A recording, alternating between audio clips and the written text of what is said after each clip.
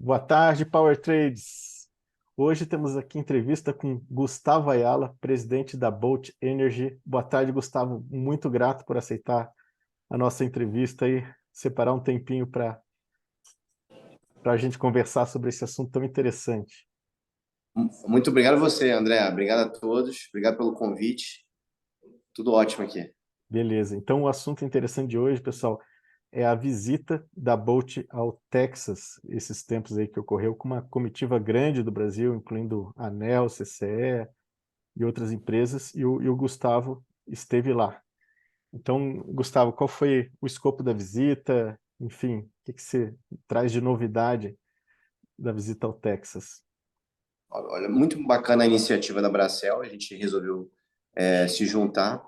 A Bracel, ela já fez isso ano passado, que eu também estive na comitiva para Lisboa, para entender o mercado ibérico, como ele deu abertura no mercado.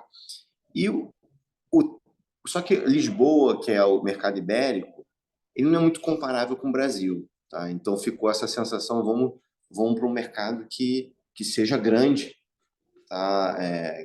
Numa escala parecida com o Brasil. Então a ideia foi ir para o Texas, que é super avançado a regulação, e então foi uma ideia muito bacana da Bracel. Me juntei ao grupo, a essa missão, e conhecemos ali qual o objetivo dessa comitiva. A gente conheceu o mercado texano, tá? Primeiramente, entender como foi feito a abertura de mercado para o varejo, tá? Chegando até na residência do consumidor final. Então, esse é o objetivo, entender quais foram as dificuldades das empresas texanas, qual foi a dificuldade do regulador, né? Da ANEEL lá do Texas. Então, foi muito bacana que a gente fez visitas às empresas, visitas à ONS, à ANEEL, à CCE, do Texas, e tiramos lições muito bacanas. Tá? Muito interessante a ver que o mercado do Texas fez a abertura em 2002. 2002. Que A interessante, gente aí, Gustavo. 21 anos depois, Uhum. fazendo a abertura aqui no Brasil, né? Uma abertura significativa, que essa vai acontecer em janeiro de 24. Então, duas perguntas já de saída aqui. Então, o Texas tem um operador? Existe usina com despacho centralizado no Texas? E a segunda pergunta ainda, existe mercado regulado lá? Como que funciona? Excelente pergunta. Primeiro, o ONS do Texas chama ERCOT, tá? Então, esse é o ONS e CCE ao mesmo tempo, tá? E a ANEEL se chama PUCT, tá? É um órgão regulador. A ERCOT, ela faz o despacho centralizado, tá? Lá você tem um mercado também de day ahead, um mercado puramente financeiro para os Uhum. agentes voluntários, tá? Para os agentes gerarem suas posições, que seria uma CCE de lá, e tem o papel do ONS, que é a ERCOT desempenha, que faz esse gerenciamento das usinas, tá? Tanto lá uma resposta da demanda muito mais avançada, tá? Muito avançada mesmo.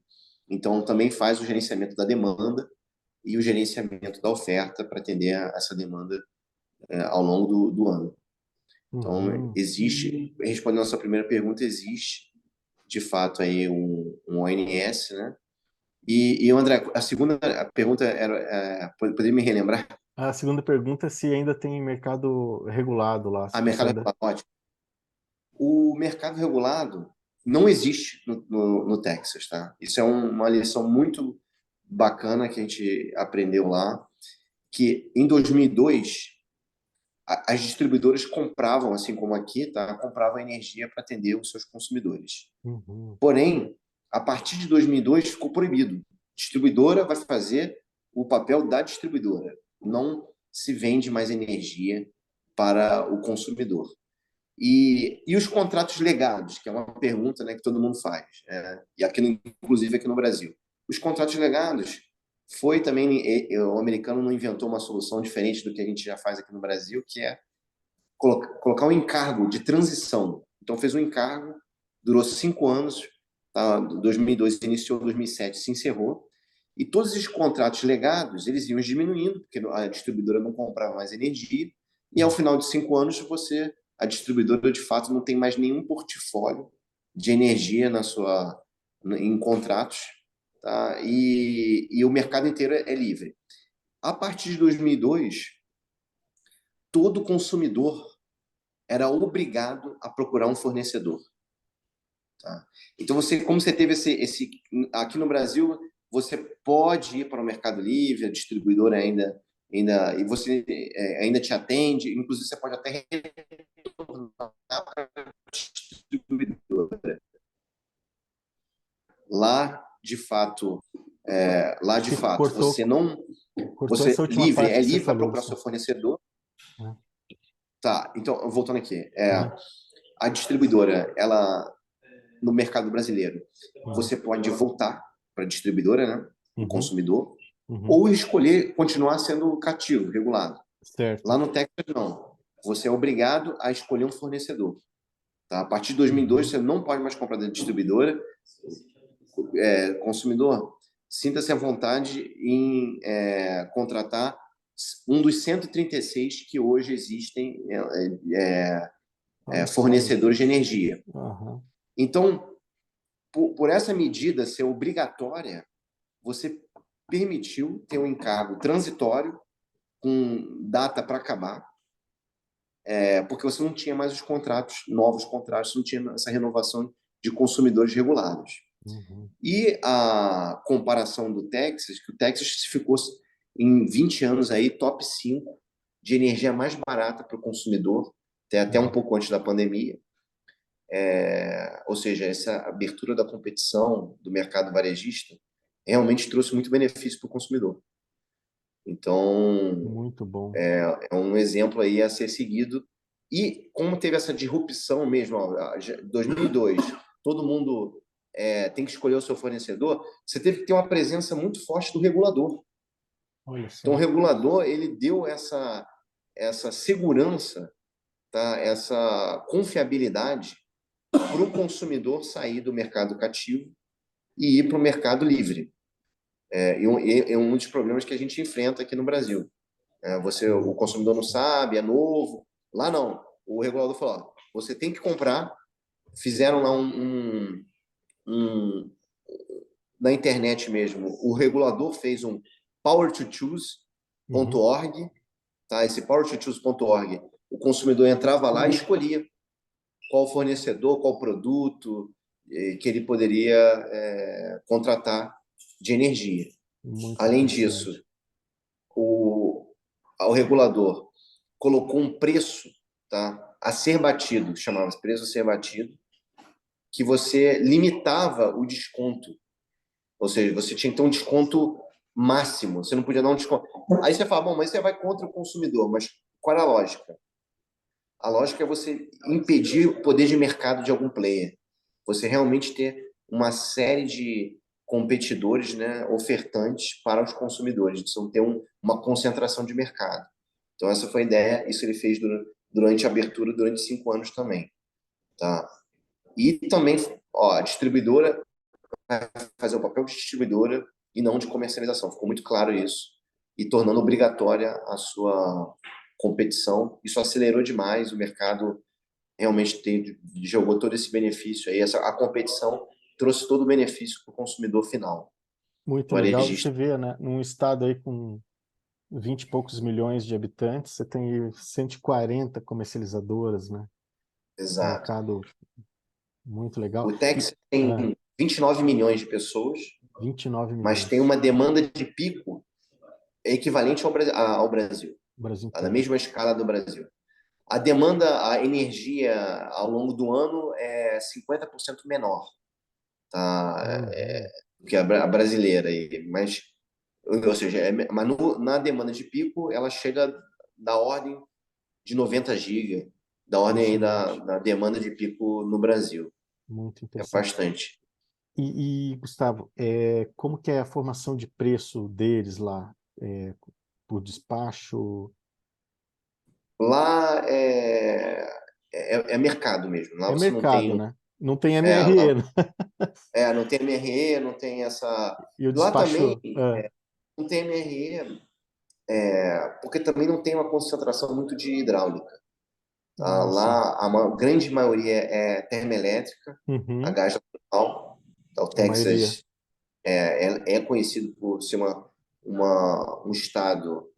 Aí, Houston, a capital da energia no mundo, né? Energia, Uhum. não só energia elétrica, como petróleo e gás. Uhum. Então, a grande fonte é gás natural do Texas. Então, você não tem esse apelo hidrelétrico que a gente tem aqui no Brasil. Entendi. E, E o despacho é livre, não? Ou tem um despacho centralizado? não, despacho centralizado, É centralizado o né? despacho. Exatamente, despacho Aham. centralizado. E quem cumpre essa missão é a ERCOT, que é o ONS aí, texano. Tá. E Tá? sabe dizer se quantas distribuidoras tem no estado? É uma só ou é mais de uma? Não, é mais de uma, Mais de uma. tá? É mais de uma. No estado tem algumas, tá? É muito Aham. municipalizado A distribuição? não, a própria, por exemplo, tem alguns municípios, a Uhum. capital do Texas, tá? Ela ainda tem mercado cativo, tá? Então a sua pergunta lá, se Ainda teve tem? mercado regulado, em alguns Aham. municípios tem. Nos Certo. municípios que não tem, todo mundo é livre, tá? Mas num município que nunca abriu o mercado, então você tem um Uhum. mercado regulado municipal. Então Uhum. lá é uma maneira descentralizada mesmo. Por exemplo, é tão descentralizado e tão independente o Texas que não existe um órgão que regula o Texas, tá? Ou seja, uma anel nacional não Aham. existe no Texas. Tem um anel estadual ali, tem um regulador estadual Uau. e não tem interconexão também do Texas com outros estados. Então, Bem isso é bom e ruim, tá? É federativo ali. ruim que quando teve lá aquele furacão lá, aquele furacão não, Ah. aquela nevasca Yuri, né? Uhum. A nevasca Uri, Uhum. você não permitiu ter esse intercâmbio e alguns painéis e até eólica congelaram, né? Painel solar. Então Uhum. eles tiveram um problema de oferta é, grave no Texas e esses momentos ele não conseguiu ter esse intercâmbio de energia.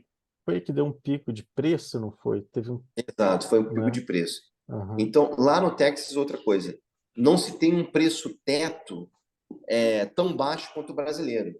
O Uhum. brasileiro, a gente, grosso modo, R$ 600, a gente está falando aí de 120 a US$ 130 Uhum. o preço teto brasileiro, né?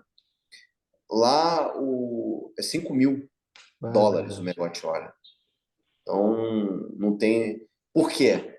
Porque é uma conta que ele faz que, numa demanda de pico, você vai atrair geradores que vão produzir energia Ah. naquele pico.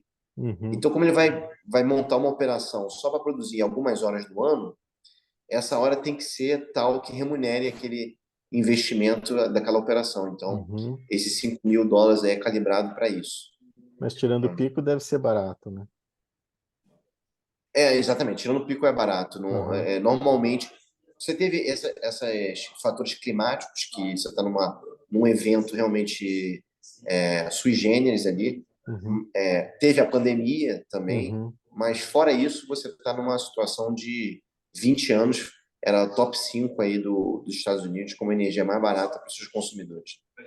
Gustavo, lá na Península Ibérica, você tem um representante varejista de última instância, né? Para quem. Ah, ótimo. Como que funciona no Texas? Ótimo, ó, excelente tema também. A gente Uhum. sempre fica com bom, mas e se aquele distribuidor, aquela comercializadora não poder atender, né?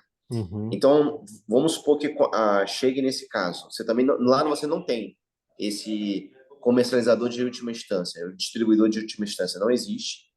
Como que faz? Mercado também, leilão. Tá? Uhum. Faz um leilão. Olha, esse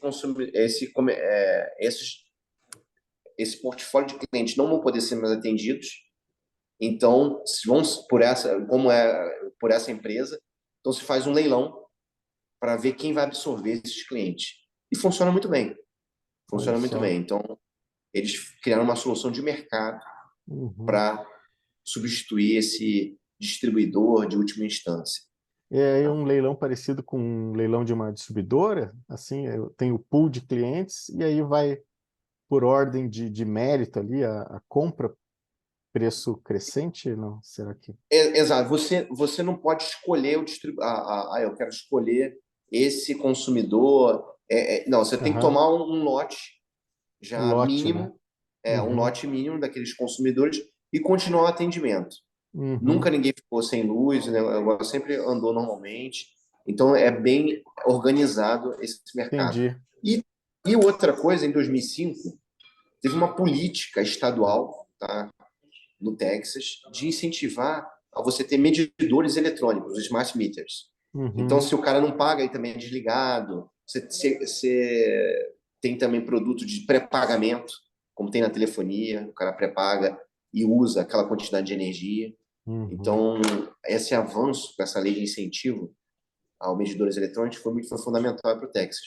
Então, assim, o Texas é um mercado muito assim capitalista, de Uhum. soluções de mercado, mas uma coisa que eu aprendi lá é que lá também tem subsídios, tá? Então tem subsídios Também. para energia solar e a conta, ou seja, o Estado ele é um indutor de mercado, tá? Certo. Depois o mercado ele já se desenvolveu, ele segue. Realmente um agente de competição é um mais eficiente, mas na criação de mercado você tem aí uma força grande do poder público lá no Texas para você criar tanto o mercado solar quanto o próprio mercado varejista. O regulador foi fundamental, fundamental. Ele Olha só. teve um papel atuante mesmo. E alguns problemas que a gente tem aqui ainda, lá as empresas não têm. Eles já estão, porque o regulador já proveu essas soluções, né? Por Muito exemplo, bom. uma fatura única. Lá é fatura única. Uhum. E por regulação, ou seja, a varejista fatura e repassa para a distribuidora o fio. Então, por regulação, você já tem esse avanço. Para tornar mais simples a vida do consumidor final. Muito legal. E o que que você visualiza assim de ideias para o Brasil? Uma adaptação? Ou, seria só uma inspiração? Dá para copiar alguma coisa? Enfim. Eu acho, André, que dava para a gente copiar essa obrigatoriedade do Mercado Livre. Tá? Uhum. O Mercado Livre já vai todo mundo para o Mercado Livre rápido, imediatamente. Você então para de ter esses contratos na distribuidora, que foi fundamental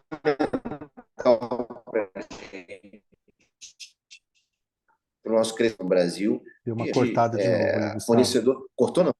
Cortou, acho. Então, voltar aqui. Aham. A distribuidora ela foi uma grande indutora para a expansão do mercado. Sim. Tá? Mas hoje, quem é um grande indutor, os leilões, eles não são tão é, estruturantes assim quanto era há 20 anos atrás no Brasil. Uhum. Hoje Uhum. em dia, o Mercado Livre ele expande muito o parque gerador brasileiro. Então, o que eu acho que a gente poderia copiar aqui para o Brasil? Obrigatoriedade para o Mercado Livre. Você, a partir de algum momento, você tem que procurar o seu fornecedor. Um papel fundamental do regulador, falando, ó, o power2choose.org lá, você poder escolher quem é o fornecedor, tipo de produto. O papel educativo do regulador foi fundamental. Fazer esses encargos aí de transição, esse preço a ser batido também poderia ter no Brasil, para você impedir ter um oligopólio, um monopólio no mercado. E eu acho que isso daí seria fundamental e creio que aceleraria muito aí a competição no mercado livre e a gente rapidamente estaria já com todo o mercado migrado. Outra coisa, essa migração é muito simples lá nos Estados Unidos, no Texas. Você não precisa pedir denúncia de um contrato na distribuidora, Uhum. leva um ano, 6 meses no mínimo, às vezes até mais de um ano e meio. Uhum. Lá, todo consumidor tem uma identificação, tem um CPF, né? Vamos colocar assim, tem Tá. uma identificação na CCE de lá, que é na ERCOT. Tá? Aham. E o consumidor escolhe mudar rapidamente. Uau. Tá? Ele fala, agora eu quero ir para esse. Se o contrato permitir, ele vai. Aham. Tá? Então é uma facilidade para o consumidor isso tudo de fato for regulador. Então, eu acho que todas essas lições aqui, que eu acho que citei 5 aqui, né, Uhum. são importantes que o Brasil poderia copiar. Já deu certo lá, o Brasil pode copiar para ter um avanço e ter preço barato mesmo para o consumidor. Uhum. E essa transição é importante, você falou da tarifa de transição, né? Eu acho que esse é um passo também legal de se Exato. Esse ver, né? cargo de transição protege as distribuidoras, Sim. protege os consumidores e tem prazo para acabar. No Uhum. Brasil, a gente tem aquele encargo, que daqui a pouco tem 20 anos no encargo. É, Esse tem um prazo para acabar porque você obrigou todo mundo a ir para o Mercado Livre e você não tem mais uma contratação direta pela distribuidora. Eu não sou a favor de que a distribuidora ela pode contratar outro tipo de energia, né? Tem outros leilões ali. Talvez não seja só a distribuidora, pode ser a CCE, uhum. como tem energia de reserva no Brasil, né? Pode ter uma energia de reserva termoelétrica, se assim, por questões de segurança, for importante para o Brasil. Isso aí segue. O Mercado Livre ele não viabiliza uma termoelétrica hoje Uhum. em dia, né? A gente vê Uhum. poucos contratos, tá? Mas não é um grande indutor. Tem contrato termoelétrico no Mercado Livre, mas não é um grande indutor para Uhum. termoelétrica. Então, você contrataria termoelétrica de uma maneira. O restante das usinas, você poderia ter um Mercado Livre muito mais atuante, tá? Certo. Na expansão do parque gerador no Brasil. Muito bom. Acho que culminamos aí a nossa entrevista. Agradeço muito aí, Maravilha. Gustavo. Muito grato Obrigado a pelo você, André. um abração aí e bom fim de Um semana. abraço. Tchau, Um tchau. abraço. Obrigado. Tchau, tchau.